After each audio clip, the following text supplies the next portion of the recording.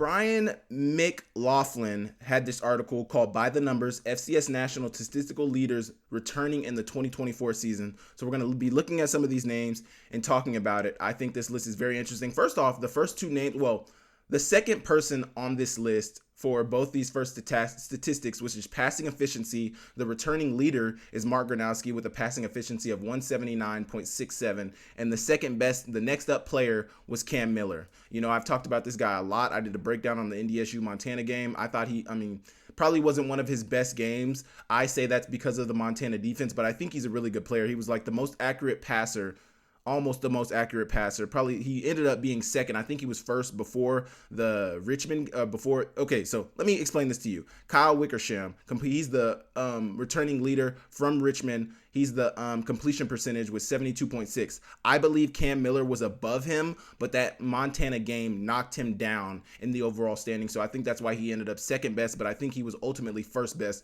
for a majority of the season. I think this speaks volumes about Cam Miller, passing efficiency, completion percentage. He had a great year last year, the most efficient passer for most of the season last year, and he's returning this year. This is one of the reasons why I believe North Dakota State will be the team to beat in 2024. Quarterback play is the number one thing you're looking for in football, college football, professional football. Most definitely, quarterback play is the best, is what you need.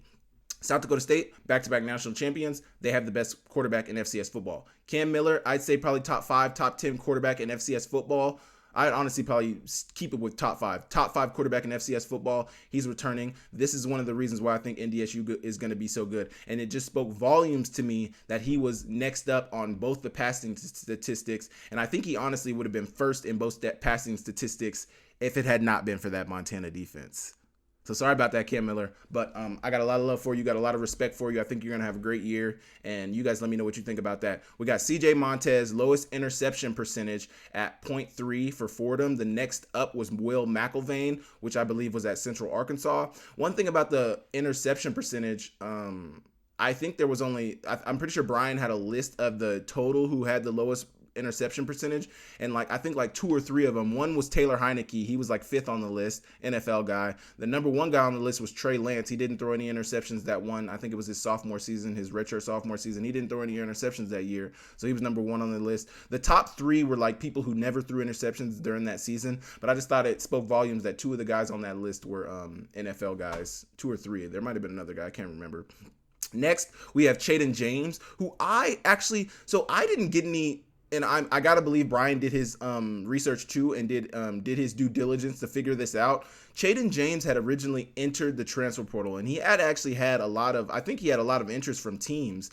The stat that he's leading in and returning this year is receptions and receptions per game. He had 102 receptions last year, and he had 9.3 per game. So he led. The next up is Efton Chisholm. I think it speaks volumes about the Big Sky that the 2 guys leading in those, or in receptions per game leading, are 2 Big Sky guys. Speaks volumes about the passing of the Big Sky and about the talent level of Big Sky. But I never found any definitive information that Chaden James did not transferred. I saw that he had entered the transfer portal, and that's what I meant. That's what immediately came to my mind when I saw him on this list. I'm like, I thought this guy transferred, but there was never any definitive information. And I looked at all of his social media. He never committed anywhere. So I think the belief with Brian, and honestly the belief with me as well, is that he's staying at Idaho State. I guess we'll find out as spring and summer trudge on, but interesting that he was on here. He's a really good player, probably the best returning receiver in the Big Sky if he does return. Cole Wisniewski, total interceptions, he had 8. Really good season last year for North Dakota State. The next up was Caleb Lyons. But Cole Wisniewski, however you pronounce his name, great player. I believe he was a junior last year, so he's most likely going to be a senior this year. He might have been a sophomore last year. He's going to be a junior this year. But got another year under his belt. This is another reason why I think this NDSU squad is going to be so great. You have a great quarterback coming back, a great piece on your offense coming back, the main piece on your offense, your quarterback, and they got that backup coming back as well. And then you have defensive pieces like Cole Wisniewski coming back. Interception leader for all of FCS football. I mean, that speaks volumes to how good I think this team is going to be. And I mentioned how I think South Dakota State is losing a lot of pieces. So these are some of the reasons why I think NDSU is going to be so good next year. Next, we have tackles for loss leader with 28. Terrell Allen from Tennessee State. He had 14.5 sacks. He's returning this year. big piece for Tennessee State. Wow, that's amazing. 14.5 sacks is crazy. 28 tackles for loss is absolutely crazy. That's going to be somebody I'm paying attention to this year. Next up in that tackles for loss category is Kelby Givens. So those are a couple players from there. Micah Davey, total tackles, 152 from McNeese. James Conway was next up for that one. We have a tie for fumbles recovered at 4 with Sam Burkle. Oh, I put a space here. Okay, my bad. We got Sam Burkle from Fordham, and then we got Wyatt Pedigo from NDSU. So NDSU's got a few players on here.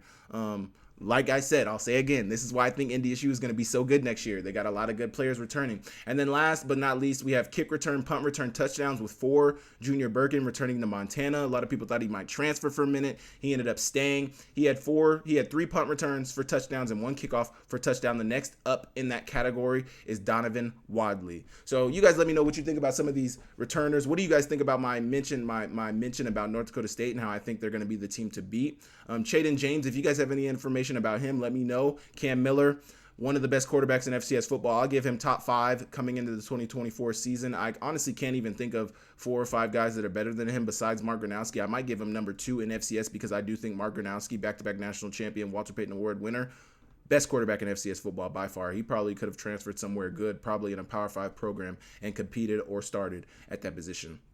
But you guys let me know what you guys think about that in the comments. We will move on.